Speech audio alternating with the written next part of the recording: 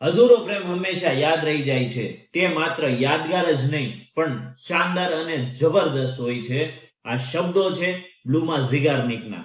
નમસ્કાર, આપ જોઈ રહ્યા છો મર્મની વાતો અને આજે આપણે વાત કરશું ઝિગાર્નિક ઇફેક્ટની. વિચાર કરો કે આપણા વડાપ્રધાન નરેન્દ્ર મોદી એકાએક ટીવી પર આવે છે અને તે સંબોધન કરે છે.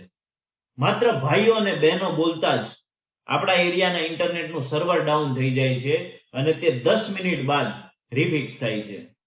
આ 10 મિનિટ દરમિયાન આપણું મન કેટલું બેચેન રહે છે તે સમજી શકાય. આવી જ રીતે અધૂરું ચિત્ર આપણને બેચેન બનાવે છે. અધૂરી વાર્તા સાંભળ્યા બાદ આપણને ઊંઘ નથી આવતી. કેમ આવું થાય છે?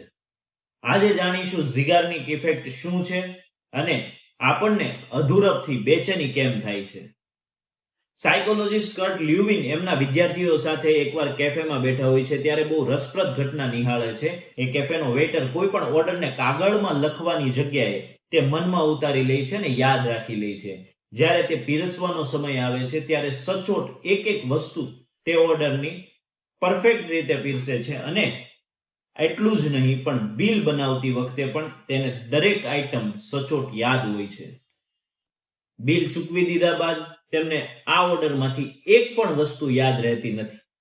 ત્યારબાદ આ ગ્રુપમાં રહેલી બ્લુમા ઝિગાર્નિક નામની સ્ટુડન્ટ આ ઘટનાને પગલે એક વિશાળ માનવ પ્રયોગ કરે છે અને તમામ લોકોના અભ્યાસ કર્યા બાદ તે એવું તારણ કાઢે છે કે અધૂરા રહેલા કામ માનવ મગજમાં સચોટ રીતે યાદ રહે છે અને પૂર્ણ થઈ ગયેલા કામ તે ભૂલી જાય છે. આ પ્રોસેસને તે નામ આપે છે ઝિગાર્નિક ઇફેક્ટ અને તે આગળ જણાવે છે કે અધૂરા રહી ગયેલા કામ ત્યાં સુધી આપણા સ્મૃતિપટ પર અથડાયા કરે છે જ્યાં સુધી તે પૂર્ણ નથી થઈ જતા. અને આ તમામ વાત પર લાગુ પડે છે અને સૌથી વધારે તે લાગુ પડે છે પ્રેમમાં. અધૂરો રહી ગયેલો પ્રેમ હંમેશા આપણી સ્મૃતિમાં જકડાઈ જાય છે અને તે આપણી યાદશક્તિનો જમાઈ બની જાય છે કારણ કે તેમાં પૂર્ણ થવાની કલ્પનાઓ ભરેલી હોય છે. સંપૂર્ણ પૂર્ણતા હંમેશા બોરિંગ હોય છે. ભલે તે પછી પ્રેમ હોય કે સંજોગો, ન તો આપણને માફક આવે છે ન આપણને યાદ રહે છે. એટલે જ કદાચ પ્રેમ મળ્યા બાદ આપણને તેમાં ધીમે ધીમે રસ ઓછો થતો જાય છે. ટીવી સિરિયલ્સમાં પણ આપણે જોતા હોઈએ છીએ કે શુક્ર અને શનિવારે એપિસોડ એવા ડ્રોપ્સ પર ખતમ થાય છે જ્યાં વાત હંમેશા અધૂરી હોય છે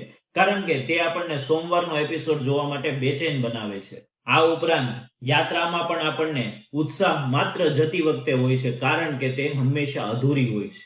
વર્ષ 2015માં આવેલી એક ફિલ્મ એવા પોઈન્ટ પર ઊભી રહી હતી કે જે વાતને જાણવા માટે આપણને સૌને ખૂબ બેચેની થઈ હતી અને એ વાત હતી કે કટપ્પાએ બાહુબલીને શું કામ મારી. તો આ વાતનો સાર માત્ર એટલો છે કે આપણે આ પ્રકારની સાયકોલોજીકલ ટર્મ દ્વારા કોઈ પણ વાતને આગળ સુધી કઈ રીતે યાદ રાખી શકીએ. વિચાર કરજો. આભાર.